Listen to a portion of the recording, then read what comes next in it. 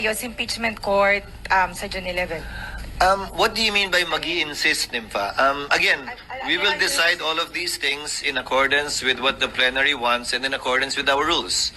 Yung rules namin, plenary din ang nag-decide nun eh.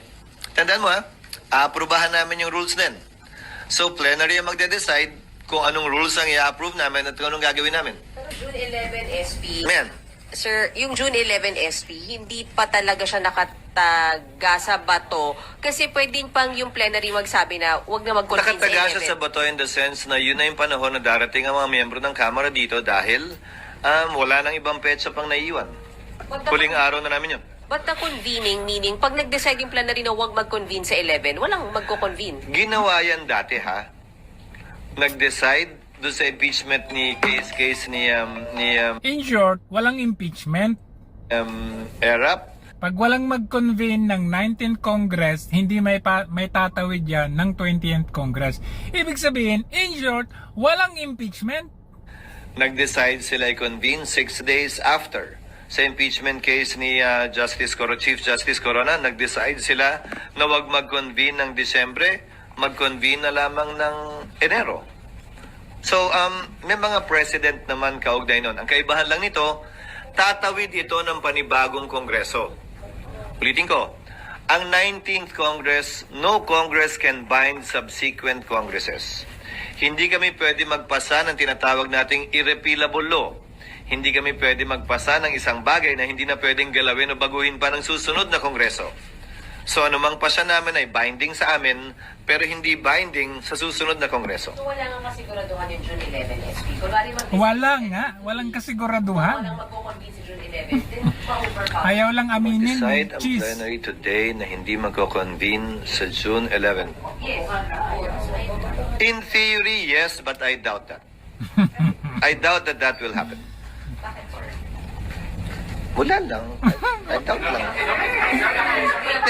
Wala lang. Yung sagot na yan, sagot ng guilty. Anyari sa cheese, bumaliktad ka na ba? Nababahala ka na ba para sa 2028? Pero salamat naman. Duda lang ako na yun ang mangyayari dahil maliwanag naman ang tinatalaga ng rules maliban na lamang kung may maliwanag at klarong pa rin yan. So ano yung Ano? Like this week. Kung may mag-insist. Pwede naman, pero anong point ng hindi ko pwedeng pigilan, ulitin ko ha, pero anong point na magsaset tayo ng date para nga sana pag-usapan to at magawa yung ibang bagay kung buong linggo pa lang to, yan din yung pag-uusapan natin araw-araw. So papakiusapan ko sana na hanggat maaari, tapusin namin yung kinakailangan trabaho ngayon. Maliban kasi dun sa mga panukalang batas, nasa dyaryo na rin naman ngayon, mahigit 300 ang kailangan namin i-confirm ng mga opisyal. Hindi lamang mga kalihim, mga opisyal ng Constitutional Commission, pati na rin mga miyembro ng Armed Forces, mga opisyal ng Armed Forces of the Philippines at saka Department of Foreign Affairs na mahigit 1.5 buwan hindi makakapagtrabaho ng buong buo kung hindi sila mako-confirm. SP, kailangan nyo talagang O, di ba? Kung ano nang inirarason ni Chis Escudero, Kesyo, dahil kailangan nating tapusin itong naipasang batas, dahil kailangan natin ayusin itong appointments, pero ang totoo niyan, wala talagang impeachment. Kung nga nagbabanggit po na yung mga delays and postpone, eventually, kababag sa kanya, hindi na talaga matutuloy. Hindi ko alam kung anong hugot nila, pero gaya ng sinabi ko, sa dulo, plenaryo magdedesisyon sa lahat ng bagay na ito, di ba? Oh God. Yes, SP. Kung hindi kayo mag-convene as impeachment court bago kayo mag-adjourn, walang impeachment court. So, Wala. walang tatawid sa next Congress. Tama po ba? These are all hypothetical. These are all hypothetical questions. Again, kayo naman nagtanong kayo, may posibilidad ba na hindi? Sabi ko, may posibilidad. Ngayon, lahat na nagtanong, di na matutuloy. Hindi naman ganun yun. Di ba? Hindi naman ganun yun. Nagtanong kayo kaugnay nun, sinabi ko may posibilidad. Pero hindi ko sinasabing yun ang mangyayari. I'm just being honest and frank and straightforward that there is that possibility always, always. But it has never happened in the past. Pero sir, may study na kayo, di ba? Well, once nangyari pala, sorry, nung nag-walk out yung prosecutors sa impeachment ni dating Pangulong Estrada, kung maalala nyo, nag-withdraw ang prosecutors doon, ha? Sabi nila, ayaw na nila. At ang sabi ng Senado, isususpend na muna namin to hanggat hindi kayo nagpapakita hanggang nag-EDSA na. So ito na nga yung 'di ba dati kine-question natin na bakit hindi nag-convene si Chis Escudero bago sila nag-session break noong January. So kung titignan natin, hindi nag-convene noong January. Tapos ngayon, convene sana nitong June 2. Biglang minob ng June 11. Ano ba talaga? So pag June 11, wala nang time. So ibig sabihin, ito na talaga yun. Talagang planado kaya na hindi matutuloy yung impeachment? Nagingit-ngit na sa galit si Risa Ontiveros at itong si Laila de Lima. Ano pang inaantay daw natin? Tapos in-archive na lamang yung impeachment. Ganun na nangyari doon, ha? But again, wala namang nagplano, wala namang nagsabi, pero kung dati rin niya, posible ba yun ng mga panahong yun? May sumagot naman din siguro, oo. Sir, can you walk us through the process kung paano Kiusap. from the President? No, I did not. Ano yun? Decision ng House at Senate leadership. I was not even able to tell Martin, the speaker, about that. He found out through the letter that I sent him. So sariling decision yun, sir? After consulting some of our members as well. Pero SP, bago nyo po nilabas yung parang proposal nyo na calendar months ago, hindi pa to karami pang 12 priority. Malamang yun na maging issue. Paano nyo i-address yun? Meron, may president yan sa US Congress. Ang isang ehemplo din, kayo naman, simula na naman tayo, napag-usapan na natin yan dati. Ang isang example din yan, yung SET. Yung mga kaso ng SET tumatawid ng Kongreso. Dahil 6 na taon yung term na pinagdedebatihan sa protestang yon, bagaman nagpapalit, plenaryo kaugnay sa bagay na yan. So, pwedeng pagbotohan yan ng plenaryo ng 19th Congress. Pero ano man ang desisyon namin, hindi pwedeng i-bind yung 20th Congress. Yun ang problema. Kaya nga gustong-gusto ng karamihan o ng iba dyan na yung matuloy yung impeachment na dapat may mangyari ng 19th Congress para pwedeng ituloy ng 20th Congress. Pero kung walang mangyayari sa 19th Congress, edi sa 20th Congress, ang malamang mangyayari dyan, reset talaga. So ulitin na naman from the House, di ba? Yun ang gusto nila kasi. So, pwede magkaroon ng ibang pananaw yung 20th Congress. Halimbawa, pwedeng sabihin ng 19th Congress, tatawid yan. Pero ang pasya ng 20th Congress, hindi tatawid yan. At i-dismiss nila. So, depende. Sa dulo, you have to understand, in Congress, plenary is supreme. It's not the decision or the voice of one member, even if he or she is the Senate President or an officer of the Senate or the House. Desisyon palagi ng plenaryo ang mangingibabaw sa anumang usapin. Pwede mag-motion ng magkabilang partido. Pwede mag-motion ng magkabilang partido, pero desisyon yan nung pinapa-inhibit o pinapa-recuse na hukom. Alam din niya dapat yan. SP, kasi sinasabi na yung Yes. pag-delay daw dito sa impeachment, na yung pag-start ng impeachment process is for your self-preservation. Nag-propose daw kayo ng 1 week cooling off period bago i-address yung impeachment complaint. Hindi ko makita yung rason. Hindi ko makita yung rason. Wala yata akong kinalaman. Hindi ako yung nasasakdal sa impeachment complaint. I don't see the connection.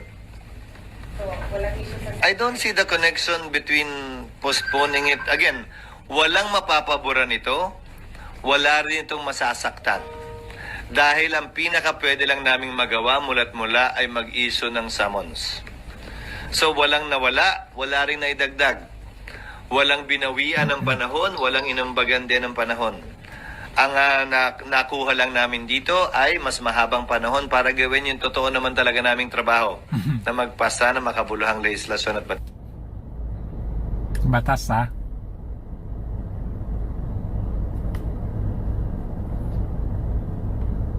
Dala ko ng sulat ng Webes, bugso yun ng LEDAC, yung kailangan namin tapusin. Walang sinabi ang Pangulo o walang utos ang Pangulo kaugnay dyan. At hindi ko nga rin nasabi kay Speaker Martin noon nandun pa dahil nagpasya kami pagkatapos na nung minamap out na namin yung mga kailangan gawin kaugnay sa mga pinag-usapan sa LEDAC. Sir, personally, kasi sa survey, 9 out of 10 nagsasabi na dapat harapin at sagutin ni VP Sara yung mga kaso sa kanya dito nga sa impeachment. So, sa tingin niyo, better nga na masagot ito ni VP Anong Sara? survey yan? Anong survey? 9 out of 10 survey. Parang ang dami kong survey na nakikita na iba't iba ang sinasabi. Bali-baliktaran sinasabi. Duda na rin siya sa survey, ha? So, Ito yung depende na lang. latest survey. No, ang sinasabi ko dahil iba't iba yung survey, mahirap naman magdesisyon base sa survey. Dahil bali-baliktad naman din ang sinasabi ng survey at hindi dyan ang basihan. Hindi yan ang basihan ng anumang pagpapasya ang ginawa ko. Dahil hindi naman ako tumakbo at hindi naman ako tumatakbo. Sir, may mga lawyer nagsasabi na di ba nga ako sa constitutional court, when ganyan, ano po ba violation of the constitution na okay, you went on break, pero ngayon, in session na ulit, bakit hindi pa rin kita? There are pending cases in the Supreme Court, both for mandamus to compel us to convene and prohibition to stop us from convening. Walang TRO, so we are proceeding as we think best.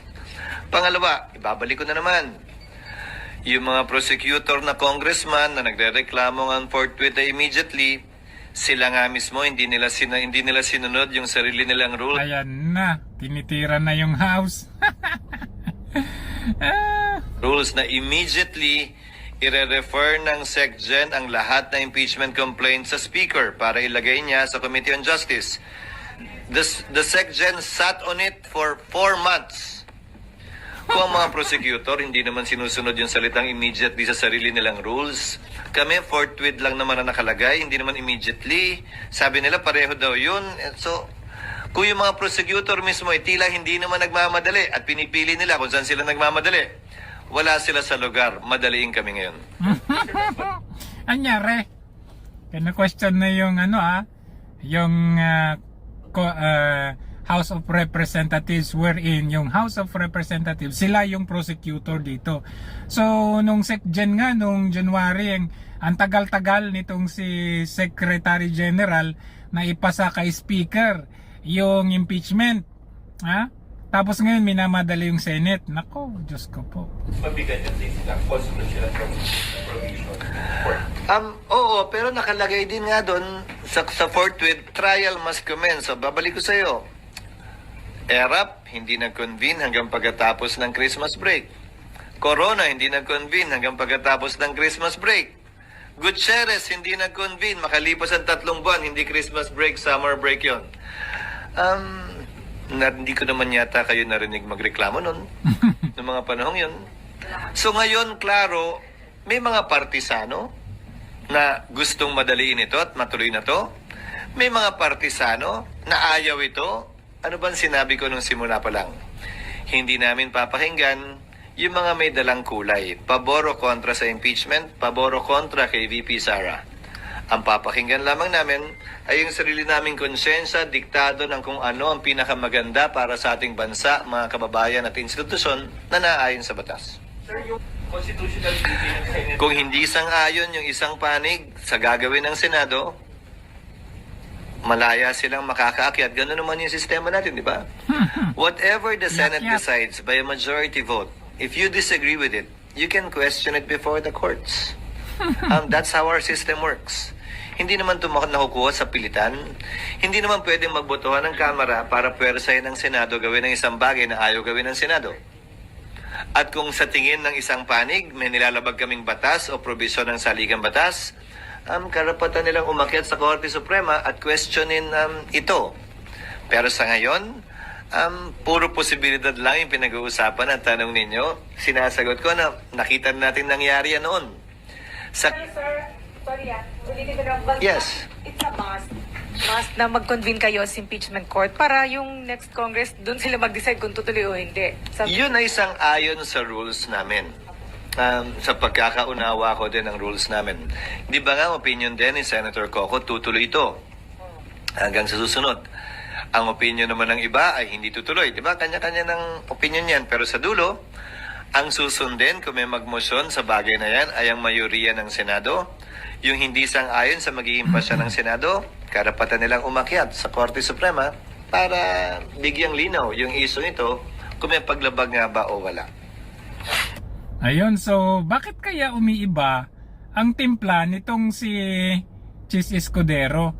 In fact, kahit nga itong si kung makikita natin dito tulog dito si Franklin Drilon. Ayan na. Now, sir, here we go.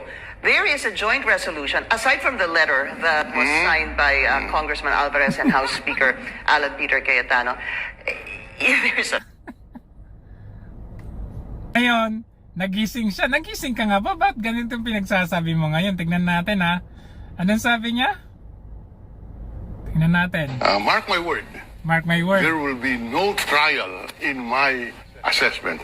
There will be no trial in the impeachment court because Vice President Sara correctly, as a lawyer, would not want to start a trial because once the trial starts, you do not know how it will end. Karen, you were involved as part of the defense team of President Erap Estrada. Of Corona. Chief Sorry, Justice Corona, yes. You'll never know what will happen in the course of the trial. Yes. You'll never know what comes out as evidence, and therefore, you'll never know how the senators will vote, how public opinion will be swayed, Nagising ka ba?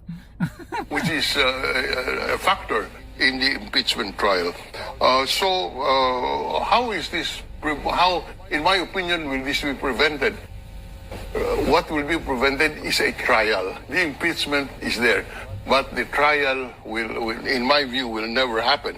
Because if I were Vice President Sara, I would immediately put up front at the start of the trial issue of jurisdiction. Very simple question. Would the senators of the 20th Congress have jurisdiction over allegations and complaints filed in the 19th Congress? If you look at the calendar put out by Senate President Escudero, Tapos, walang jurisdiction. Kasi 19th Congress yung isa, 20th Congress yung isa. Doon pa lang, sa question at usaping jurisdiction, tapos na ang laban. you will notice that yes, the impeachment process will start, I think, in June. In 2. June, yes, June 2. yes. But if you look at it, what will happen on June 2? Sir, many preliminaries, answers, etc. The actual trial, I think will start in July. July. Yes. No longer this, Wala na. the present Congress. So, if I were Vice President Sara, I will immediately question the jurisdiction of the 20th Congress. Bakit mo pinapayuhan si VP Sara ngayon? No, the first body that will decide that is the impeachment court itself. Now, in the impeachment court, will decide one way or the other, it will end up in the Supreme Court. So the issue of jurisdiction will have to be tackled in the Supreme Court, and I am not aware of any precedent which we can rely upon. Yes. So, But that's really interesting because there's also an pending case in the Supreme Court right now questioning whether this impeachment can prevail because of the fourth impeachment being the one endorsed by Congress. So there are a lot of legal issues.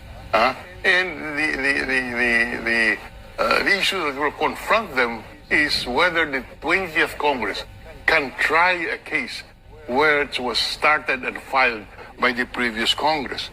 Now, maybe you want to ask the question: how will fit the agenda of the president? You know, the headlines today said, "BBM insists, I don't want VP impeached." So this came out just today that the president said yes. ayaw niya ng impeachment. So yung sinabi ni Marcos Jr. na ayaw niya ng impeachment, pag ito dumaan sa Supreme Court, yun yung magiging basehan ng Supreme Court o ng any court na mag-decide na ibasura yung impeachment kasi mismong presidente ayaw, or base doon sa ibabase ng mga senador ang decision nila or ang boto nila doon sa sinabi ng presidente. So, if I were a senator, I am looking at the president as my political leader, he says, I don't want impeachment. How do you think my decision will be? So are you saying that the senators will listen to the signals of the president? Because it seems like Congress did not listen to that. If he were consistent, diba? From the start, he was saying, I don't want an Believe impeachment. you me, Karen, I have been there. I've been there, I've done that. Yes, I know you were actively also in the impeachment. We were on opposite sides. You were the prosecution. Right, but I'm talking you here were in the theoretically side, yeah. and what I have experienced. The president, in being the political leader, would have much of an influence on the impeachment proceedings. Whether or not he will succeed is another matter. But he will take a look at it, etc. But And you know, Senator Frank, let me yes. finish. The way I read it today, Karen, regardless of the merits of the impeachment complaint, the president supports what is popular. Regardless of the merits of the impeachment complaint, Ano the yung president popular? to me, To conclude that, napaka-imposible na yung impeachment with the dates. June 2, June 11, tapos July na yung impeachment. According to Chis, according to Franklin Drilon na nagising, patay. It's over!